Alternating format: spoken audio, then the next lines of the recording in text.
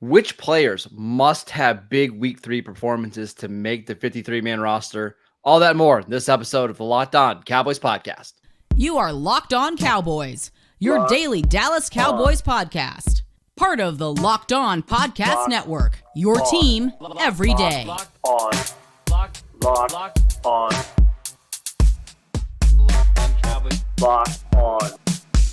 Cowboys. Welcome back to the Locked On Cowboys podcast, part of the Locked On Podcast Network, your team every day. We'd like to thank you for making us your first listen of the day. This episode is brought to you by Underdog Fantasy. Visit underdogfantasy.com or find them in the App Store and sign up with promo code Locked On to get your first deposit doubled up to $100. I am your host, Marcus Mosher. You can follow me on Twitter at Marcus_Mosher. Joining me today, as always, is Landon McCool. You can check him out on Twitter at McCoolBCB. Landon, the Dallas Cowboys have their final preseason game on Saturday against the Raiders. It's a little bittersweet because I do enjoy the preseason a little bit, but I'm also ready for some real football. Yeah, I mean, that's the whole thing with preseason, especially the end, right? Like, you're trying to focus on some of these young players who are trying to make the team, potentially be on your practice squad or just, sometimes for guys like us that follow the league, it's good to watch these preseason games because you never know when these guys pop back up, or get re-signed or whatever. So it's just kind of good to kind of watch some of these guys, but it's also very difficult to focus on this when we know we are very close to actual real football coming down the pike. And we've got the New York Giants here in a couple of weeks come in to play a football game. So I'm excited about that, but there is a lot to get to. So we should definitely hop into this. All right. So I want to start with linebacker because that's one of the position battles I'm most excited to see now with DeMarvion Overshown, try to get it right, gone for the season, which, by the way, I don't know if you saw the video that was posted today about the Cowboys in the war room talking about that pick. They actually called Jerry Jones's grandson, who was playing in Texas, about him. Some questions. It was really good. Go check it out. I believe it's on Roku. We got to find a third linebacker now, and it seems like it's Jabril Cox that's going to have the best opportunity to kind of fill that role. Yeah, I mean, I think this, linebacker is one of the positions I think that you could actually watch this game and see players that you might be seeing play on Sunday for the Cowboys. I think there's a couple other positions that you might see that, but the backups that are the kind of the third, fourth, and fifth linebackers on this team, they're likely to be playing a whole bunch in this game. Yeah. So that's a one opportunity for us to get a chance to watch some guys who are going to be playing on Sundays for the Cowboys and to see how they do. And frankly, you really would like to see someone like Jabril Cox or Devin Harper to have really good games, because you are at this point going to be at least relying on Cox, I think, unless they go out and get some sort of veteran replacement. Which if they both perform poorly, maybe they'll have to. Maybe they have to. So this is an opportunity for Cox to go out there and say, hey, no, that's totally unnecessary. I'll take this job back. I could be running linebacker 3. And I think that looking at what they were planning on doing with Cox, I have a feeling that they were planning on trying to use him. Jabril Cox was going to make the team, right? I don't think that Jabril Cox was ever in danger of losing his roster spot. But I think what he is fighting for is playing time at this point. And now that Overshown has been injured, obviously his opportunities has stepped up. I think that they were always going to be having some sort of a plan, a package for Jabril Cox. But I think now it's about can I play well enough that they want to play more 3 linebackers instead of 2 linebackers and a safety and that sort of thing. So it's a really important game, not so much for making the team for Jabril Cox, but in how much the Cowboys may want to deploy him based on how he performs in this game. Because the alternative, if they don't go out and get a linebacker in free agency, is maybe they just use more Marquise Bell, who I saw this week was talking about how Dan Quinn came up to him and said, hey, we're going to need you to, be more of a linebacker now with the injury. So he's another guy that I want to mention here. I think he's had a really nice preseason, but didn't play a ton during the regular season last year. This is going to be an opportunity. I've got to imagine that he's going to get 30 to 40 snaps in this game, maybe more. Maybe the Cowboys just play him this whole game just to get as much tape, on him as possible. Yeah, I mean, another guy that came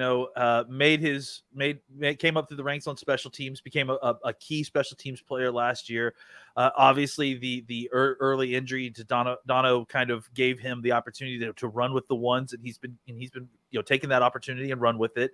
I think another guy that is a player that you're going to be seeing on Sundays. I think even if Donovan Wilson's healthy, you're probably going to see a healthy dose of Marquise Bell, especially now that like we said, that Overshown is injured. So another guy to really, really pay attention to, because he's going to be someone who is going to have an impact on your team. His playing style is such that he fits that role of kind of that hybrid safety linebacker really well. But that is a lot to ask for someone who is an undersized body there. So it is, but it's a great opportunity. Like, if they want to just play him as a linebacker this week, just to see how it goes, or maybe not even fully as a linebacker, but 15 snaps, right? Just to see how he does in that element. I mean, this is a great, great opportunity and stage for him. Yeah, I think this is a great opportunity for the Cowboys to see what they've got in replacements for Overshown, whether that be Jabril Cox, Harper, or someone like Marquise Bell, who's playing a safety linebacker hybrid sort of situation. I want to talk about some other players on defense that we're excited to see. I do want to mention the Raiders just really quickly, because most of the time we don't spend a lot of time on the opponents for preseason, and for good reason, right? Like, they're trying to work on their own stuff. The goal isn't to win games here. Yeah. The Raiders are actually going to give the Cowboys a good run in this game, because Aiden O'Connell, their rookie quarterback, has looked fantastic. Yeah. I think he's going to play this entire game. And the Raiders have a bunch of young players on offense. So I do think for somebody like Marquise Bell or Jabril Cox or Wanye Thomas, like, this is actually a pretty decent opponent to get some good tape on. Yeah, absolutely. I mean, the Cowboys really liked Aiden O'Connell coming out, and I almost said Aiden O'Quinn, which I had problems with during the draft process. Who's an actor, but they're not going to just try to run the crap out of the ball and get the game over. No, like, they're going to try to air it out, which is going to be awesome for these guys. That means it's going to be a true test. You're not just trying to like air, get the air out of the ball in the game. You're gonna they need to see what they've got in their quarterback. So it really will be a good test for this defense to kind of see what they've got against a quarterback that look, you don't normally see. Well, I mean, maybe you will, but it's pretty rare that you see this type of quality of quarterback playing in a late preseason game. Usually by this point they've played their snaps, they've made their way. The fact that the Cowboys are getting a look against a competent or better quarterback in preseason 3, that it just helps the evaluation process for everybody so much more. Yeah, I mean, I watched the game last night where you had Logan Woodside for Atlanta throw like 42 passes. It's just so hard to get any value out of a preseason game like that. But against Aiden O'Connell and Zamir White, who's trying to find a role, and some of the other players they have on offense, Michael Mayer's going to play a ton. It's going to be a good test. I to kind of segue into our next section, it's great when you have quality third string quarterbacks in these preseason games, because when you don't, it's really hard to evaluate anything in the game, because the game is so quarterback dependent. So that's why it's great that not only the Raiders are playing O'Connell, I said Quinn again, they're playing O'Connell, but that also the Cowboys have Will Grier, who is, he's not Cooper Rush, but I think he's done a very good job of at least being a competent quarterback who's able to get the ball to his receivers, get the ball out, and give us a good evaluation of our down roster players. One more defensive guy before we move on, Neville Gallimore. Yeah. I'm still curious to see what the Cowboys do here. He's had a pretty nice preseason. Is he somebody that the Cowboys maybe showcase a little bit and play 35 snaps and, try to let him grab a job on the 53-man roster, or potentially facilitate a trade? I'm just keeping an eye on him and Isaiah Land in this game. Another guy that, you don't normally see in these kind of games, right? A third round pick in his fourth year. This is not a normal type of guy that would get play in a third preseason game. Well, I mean, third preseason game being the equivalent of the fourth preseason game previously, right? So I think it's interesting that he's going to be out there taking snaps. Look, if he is out there taking snaps, he should be noticeably better than the rest of the players. If he's not, it's concerning. If he's not, that's a problem. Yeah. So that's the expectation we should have for Neville Gallimore if he makes it onto the field on Saturday. All right, let's talk about the offense, including a quarterback that is, I think, fighting for his roster job. We will get to that next. This episode is brought to you by Harry's. when you have a great shave, it makes you feel confident, clean, young, attractive. As you can see, I haven't had one in a while. I need to go get one done. But no matter why you shave, Harry's has you covered for the best shave of your life at a price that you're absolutely going to love. From their legendary high quality razors to skincare products like exfoliating face wash and hydrating lotion, Harry's gives you a premium shave without the premium price tag. Get better quality and a better price than other razors when you get Harry's delivered directly to your door. I absolutely love the razors. They're the best razors that I think I've ever used. I was using some of those dollar ones before. You get all those little neck pimples. It's no fun at all. These are so much better. There's no reason not to try Harry's.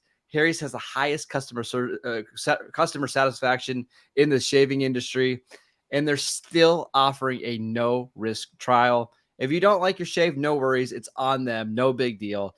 Get your best shave ever this summer with Harry's razors and skincare products. Get a $13 starter set for just $3 at harrys.com/NFL. That is harrys.com/NFL for a $3 starter set.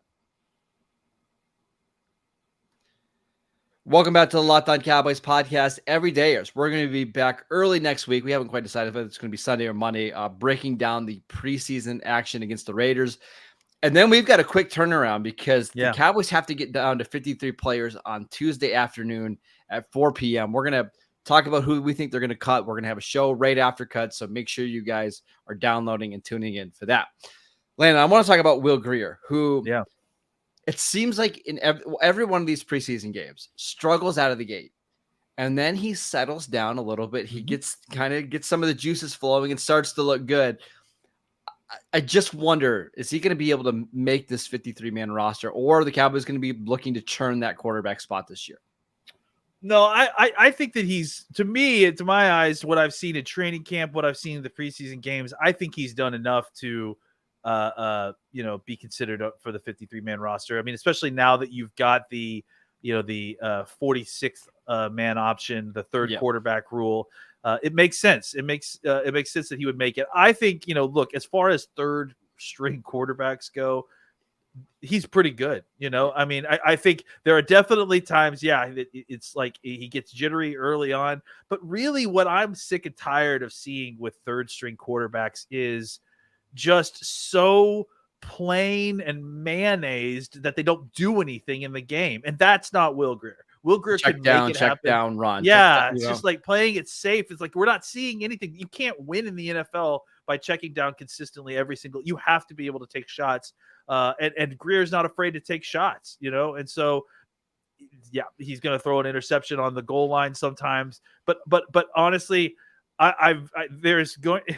if Will Grier's playing in the game, it's because absolute disaster has struck. Yeah. So I'm good with him being on this team to facilitate practices as a practice our quarterback, as the emergency guy, so that even if he does come in, at least we have someone who's savvy or swashbuckly enough to be able to make a throw down the field and not just kind of constantly trying to get out of trouble and barely being able to drive the bus. I'll take a guy who, he makes some mistakes once in a while, but at least he's throwing bombs. He's throwing haymakers every single time. He's not making a mistake every time over the guy that can, complete 75% of his passes for 4 yards per reception, So I like Will Grier. I think he's good enough that we had the conversation last segment, right, where he at least can facilitate the offense. I at least recognize the offense when he's the quarterback and not, want to pull my hair out. We just did a show yesterday about Jalen Tolbert and how excited we were about him in the preseason and how good he's looked. One of the reasons that he's been able to make some, really nice plays and catches is because he's had competent quarterback play in the preseason, and Will Grier's thrown him a ton of passes. And I can remember years and years, decades of preseason football where it was so tough to even evaluate the other receivers and tight ends because your quarterback play was so bad. Is Will Grier great? No. Is he going to be a franchise quarterback? No. But he can help you get through preseason and actually make honest evaluations about other players on this team. I think he has upside too. I don't think he's a starter necessarily, but I think if he continues to grow the way he is, maybe a year from now, he could be your backup quarterback if Cooper Rush has got to Sure. walk out the door. I think there's upside there. He's shown that he has talent throughout high school, throughout college. He's one of the most heralded players in high school, college, history. And I think in the NFL, it takes a different kind of game. He's learning how to play that game a little bit better, but has the talent to develop into a backup quarterback in this league.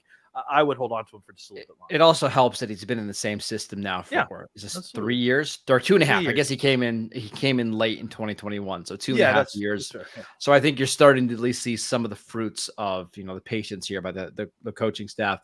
Going to get into some other skill players on the Cowboys before we get to the offensive line, because I want to do a whole segment on them. Yeah. Jalen Brooks, I think he's on the 53-man roster. Yeah. I think you do as well. But I'd like to just see a little bit more from him in the receiving game in the preseason. Finish strong. Let's see a nice flourish at the end and stick the landing. Sure. Let's get you on this. Let's get you a star on that helmet. Let's get you a jersey. That's what I want to see from Jalen Brooks on Saturday. 100% agree. We should also mention the running backs. I gotta believe we're gonna see more of Malik Davis, Rico Dowdle, and Deuce Vaughn as the Cowboys try to figure out how to navigate this backfield, because I think you and I both agree we think it's going to be Dowdle and Vaughn behind Tony Pollard, but I don't think anything is 100% written in pen yet. I think this is a Hunter Lipke game. I think he's going to get the vast majority of carries in this game. McCarthy talked about it yesterday in his press conference. They asked him who was someone that they still have not seen. They want to get more evaluation from. First name out of his mouth was Hunter Lipke. So I do think that you're going to see him getting a ton of carries. I think they've mostly sorted out the running back room as it stands, but we'll see. I think they've got a good idea at least going. I think they have an idea on the order. What they're trying to figure out now is, do they want to try to keep Davis on the roster, right? And so I think Davis can come out here and have a really good game and potentially make a push to try to grab a roster spot. But I think it's going to be an uphill battle because there are just so many guys on this roster that are deserving of a spot. One more guy at the skill position spot, Luke Schoonmaker. I want to see him play a lot. He probably is going to be one of the few high draft picks that does play in this game because he needs it. He missed all of OTAs, all of mini camps, a lot of the early season or early part of the training camp. They've been sprinkling him in the preseason games. I would love for the Cowboys to have him play a half in this one, because you can see on film, he's really athletic. He's massive, but he's just a tick slow in everything he does right now. I think he's still working his way back. It's having not played football in a while. And I think now he's to the point where, I saw an interview with him the other day where it's like he's not noticing the foot anymore. So it's probably time to go ahead and give him a half, three quarters, a big load to see exactly how his body reacts to that, and to see how his production reacts. All right, let's talk about the offensive line, because I think that's really the most important thing going into this preseason game, especially with so many young players and inexperienced players going to be on the field. We will get to them next. This episode is brought to you by Underdog. August is here, and you know what that means. It is the official start of fantasy football drafting month. Get championship ready for your home league by trying out Best Ball on Underdog Fantasy. All you do is one live snake draft, no waivers, no trades. Underdog will set your best possible lineup every week. Try it out with Underdog's Best Ball Mania tournament. The largest fantasy football contest of all time is back and bigger than ever, with $15 million of total prizes up for grabs and an absolutely absurd $3 million going to the winner. Last year, the winner drafted their team in July, so don't wait around. Get your drafts done this weekend. Visit UnderdogFantasy.com or find them in the App Store and sign up with promo code LOCKEDON to get your first deposit doubled up to $100. That is Underdog Fantasy promo code LOCKEDON. All right, Landon, finishing up here, talking about the Cowboys-Raiders Week 3 preseason game. The offensive line. We're searching for offensive linemen 6, 7, 8, 9 on this team. Who are you the most excited to see? More of Awesome Richards. I think that's a big thing for me. TJ Bass. I think we got to see where Ball is at this point, right? Yeah, I wouldn't be shocked if Ball actually kicked himself out to right. Well, kicked himself. The coaches probably did it. Kicked him out to right tackle for this game, right? I mean, we saw it. We talked about it in the preseason. We needed to see him, take some snaps of some other spots. We need to see that versatility. Mike McCarthy, everydayer, the next day made sure that we got to see that, and that he kicked out to right tackle for a little while. So now it might be time to see some of that in the game. And maybe he takes kind of an Awesome Richards path in the game where he plays a little bit of guard early on, that kicks out the tackle, or vice versa. I'm not sure. But I think it's important to see the guy that right now, I mean, I think has put out the best individual performance of one of these backup offensive linemen was Ball in this last preseason game. So I think it's important to see if you get a good performance from him at right tackle, because again, I think it's a very clean fit if you can figure out a way to make Ball your right side player, Awesome Richards your left side player, Bass is kind of a floater guard guy that maybe can compete to be the long-term solution if you have a long-term injury at guard.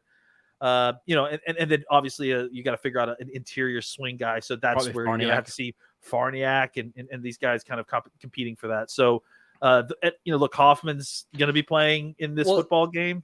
I just wonder if Ball shows that he can play tackle, and we've seen him play some. It has mixed results. Actually, was it last year they played the Texans that he stepped in, gave up a sack, but actually kind of settled down as that game went he on? actually performed okay in the run game as a tackle. It was kind of the pass protection aspect of it that was a little bit dicey. The reason I say that is you're not going to find a swing tackle after cut downs. Like, teams are just not cutting swing tackles. That's not happening.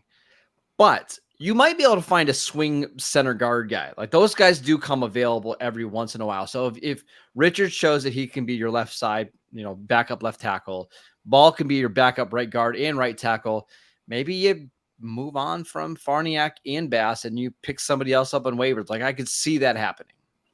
Yeah, I mean, I wouldn't be shocked if they decided we liked Bass, but maybe it's a practice squad year for him. It's maybe a year too soon. Yeah, and then sign. That makes sense to sign a veteran kind of interior guy, because that way, especially if you could find a guy who could play all 5 spots, right? Who has. I mean, that's incredibly rare, but a guy who could play center guard and tackle in some combination would be super beneficial. Cam Irving.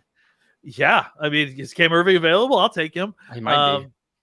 Yeah, I mean, I think that's the kind of situation you're looking for. And look, I mean, let's be honest about what we're talking about here. These are not guys that you're hoping to develop into a starter. No. Like, any offensive line depth across the league is very shallow. So you're hoping that you can find somebody that gets cut that could step in for the rest of a game and make sure that you don't get killed at that position. Yes. And then find a long-term solution. And there are players out there like that every year. You can find the interior guys that are going to be your 5th best offensive lineman every single week, but aren't such big weaknesses that it completely obliterates your offense, right? There are players like that.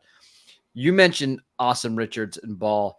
Ball's probably going to have to play a lot in this game because Matt Waletzko, I don't think Waletzko is going to play after the shoulder injury. Oh, I wouldn't be surprised. I just like to chime in. I wouldn't be surprised. Let me just say this, because Waletzko was out there in pads the next practice, and he was doing stuff. So I wouldn't be shocked that if Waletzko kind of forced his way onto the field, because I think he understands exactly how important this is, right? Like, I would agree with you normally if it wasn't a case where Waletzko was fighting for his job, but knowing who this guy is, just based on like some of the other toughness stuff, like, you remember last year he tried to play with the shoulder suplex, and I wouldn't be shocked if he actually made it onto the field on Saturday. All right, so that's something to keep an eye out, because I would love to see him on the field trying to play through an injury and just show the coaching staff that he's got toughness. And I mean, we saw that last year. I don't think anybody's You're very right to doubt that he's going to play. Let me be clear. You're very right to doubt it, but I think I wouldn't be shocked just because of this specific scenario. It's important, for his career that he made it out there. But at the same time, you kind of want your offensive linemen to make sure their backup offensive linemen have to be tough. And I think that's why the Cowboys like Brock Hoffman a little bit. Like, he doesn't have the foot movement. He doesn't have the power, but he's got a little bit of nastiness, and that just endears itself to coaches. Yeah. And that's why, look, I mean, maybe it's better for Waletzko to get out there and show toughness and maybe even if play great, if he struggles, get out there, right? That's right. I think that would show them something that they're looking for. Yes. All right, that is it for today's show. We want to thank you for making Locked On Cowboys your first listen every day.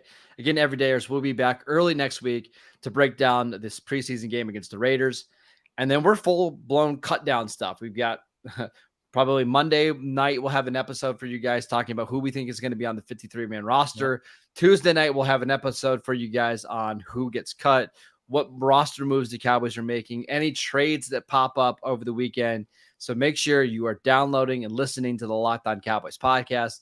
We are free and available on all platforms. Check out the show on YouTube. Go follow Landon on Twitter at McCoolBCB. I'm at Marcus_Mosier. Enjoy the game, and we'll see you right back here next week.